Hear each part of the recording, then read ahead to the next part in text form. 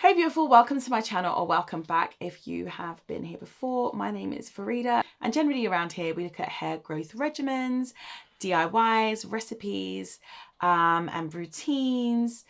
But today's video is going to be a bit different. I definitely felt the need to sit down and have a little health update with you guys.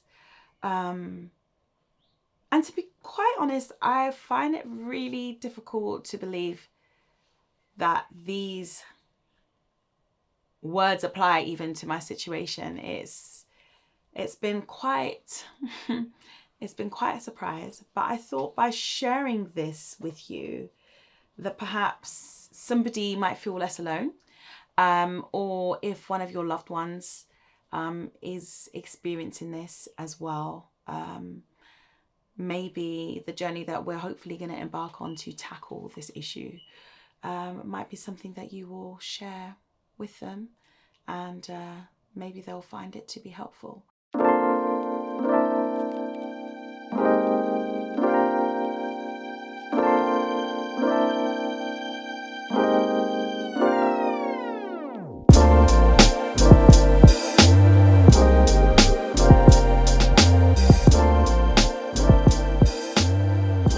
So recently I have been feeling not quite myself. I have been feeling excessively tired. I mean, really finding it hard to function in a lot of ways, like falling asleep during the day, like doing like the most random things, and just like I would describe it as like a genuine like exhaustion, like constantly, and just generally not felt very good within myself. Lots of aches and pains and things. And so I just went to the doctor. I was like, okay, let's see. Maybe we could do a blood test and see if it produces anything. So went to the doctor, got my blood test, and then they made an appointment to go through the results with me. There's never a good sign. Like, if there's nothing wrong, they generally don't even get in touch.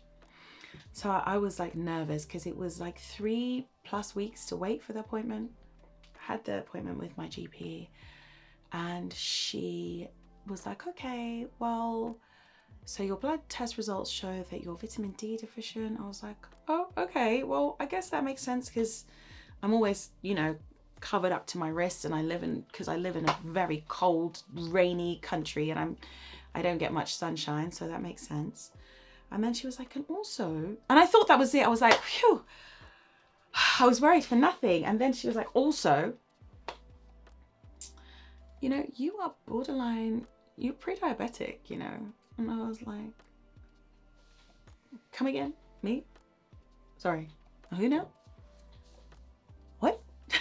So I said to her, I was like, Doc, you know, if you had said this to me like 2 years ago, I would have been like, you know what? I get it. I've not been active. I've not been eating well. I need to get in shape and take my health seriously. But for nearly for 18 months or so now, plus, I've had a personal trainer I've been working out with twice a week. I have, as a result, been eating better.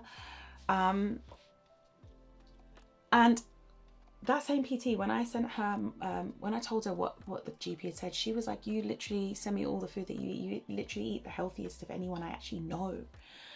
So just really get your head around that. I was like, I'm always juicing. I'm always, you know, doing all of these things. And I feel like doctors hear people say, I don't know how this happened to me. I feel like doctors hear that all the time. I don't feel like she took seriously what I was saying. So I was like, is there any information, anything that I should do? So she sent me some very helpful links. There's a talk by, I think his name is Dr. Mukherjee. I didn't listen to his. I listened to Steve Bartlett's interviews of the same people. And I found them to be really, really, really helpful. And I just thought it would be helpful to share how I feel as a generally healthy eater. I found myself in this situation. Funny enough, in the same week that I got my diagnosis, there was like a random morning breakfast show where they were talking about this same thing, and they had this lady on here who was like, I was so shocked to find out that I was diabetic. She was a gold medalist, like an Olympic athlete, black lady, and she was like, I take good care of myself. and I could not believe it. She was pre-diabetic also. She was able to get her blood sugar under control by making some lifestyle changes because she had that information. So the first thing I would say was, if you have any concerns or any niggles or any of the following of these kind of symptoms here, just get checked, because it's easier to tackle when you have that knowledge. The other thing I do is, like, when I get the kids home from their soccer late and then get them off to bed and then tidy up and then sit down and have my dinner, sometimes it's 9:30 p.m. So by 10 o'clock, I'm finishing my meal. And then at 4, I'm up. And at that time, what gets me out of bed is the thought of that coffee and that peanut butter crunchy toast with banana and honey all over it. So my blood sugar never got the chance to come down. Imagine you have something carb rich for dinner, maybe pasta, or maybe, you know, you've got your rice with your dish, and then the next morning I'm again having something with sugar and carbs. So I feel like I just never gave my body that time to be out of processing carbs and sugar. And I also, apart from the 2 times a week that I was working out with my PT, I was not really being consistent in between with being active just as a general lifestyle. So those are going to be the things that I'm going to tackle. And with regards to some very useful resources, I really want to point you in the direction of Glucose Goddess. Here she is, has a wonderful talk with Steve Bartlett about blood sugar and how the more often you get blood sugar spikes, and some of us are getting these 8 times a day, you know, only 12% of the population of the US is actually metabolically healthy. That is scary. Like, we have had so much marketing with food, so much conflicting information, so many companies profiting off distorting our perception of what is healthy, what is right, and what are good choices. So it's a very confusing landscape, you know.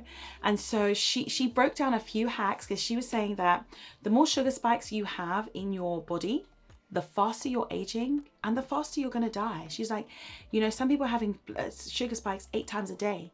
You eat, the sugar comes down, you feel hungry again. It's like 90 minutes since you've eaten last, and you need another snack, you need another this and that, whatever. And she's like, if you have a 50-year-old that looks weathered and really, really aged, and then you have a 50-year-old less so, the chances are that the person that looks less weathered, less worn down, has had less blood sugar spikes. And so she has some really clever hacks that she uses. I'm gonna really recommend you definitely take a look at her IG, because she shows like profiles of sugar spikes with and without her hacks. So for example, apple cider vinegar in a cup of water before you have a meal that's going to have any carbohydrates helps to lower that spike massively. Also, if you are going to have a sweet treat, she showed having a slice of chocolate cake with and without Greek yogurt. The difference is crazy. You're eating an additional thing. She talked about how having protein in your meal and fats in your meal actually helps to mop up and like minimize the impact of the sugar in your bloodstream. And you know, being active actually allows your body to be less insulin resistant, and therefore that your whole sugar profile will just generally be lower in between meals. So yeah, she has some really amazing hacks. She has a great book called The Glucose Goddess Method. She's actually got 2 books out at the moment. I'm just going to put them on the screen here. Definitely check them out. Check out the podcast. And in the next video, I feel like those of you who feel like for one reason or another, you have made health promises to yourself that you have not kept, the next video is going to be for you, because whatever your health struggle is, maybe it's pre-diabetes, maybe it's mobility issues, maybe it's an injury that you know that you need to be doing your physio exercises, whatever it is, we're going to tackle that together. And I really do want to share just some snippets. I'm not going to overshare, but I'm going to be sharing some snippets of things that work for me, things that I'm committing to do to try and tackle it. And then I'll come back and I'll share with you if I have been successful in coming out of my pre-diabetes status. And yeah, so If you have any advice for myself or other people that have been affected by this, or if this is something that you found out yourself, or a loved one has found out, I really would love to talk in the comment section below. If you have any resources that you could point me in the way of, I would really be grateful. Any foods that you think would be great to include. I used to always ignore like these so-called hacks, you know, but the more I'm looking into apple cider vinegar, and things like that, the more I'm convinced. So yeah, if you have any other words of wisdom that you'd like to share, then definitely share them below.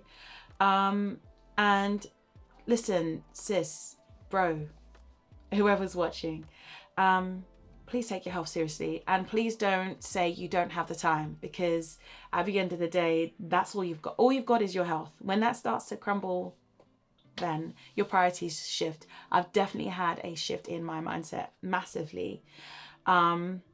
And I've been totally put off things that I used to do. So yeah, if you want to join me on this journey, let me know, and look out for the next video. And if you're not subscribed, please do hit subscribe, and I'll see you in the next one.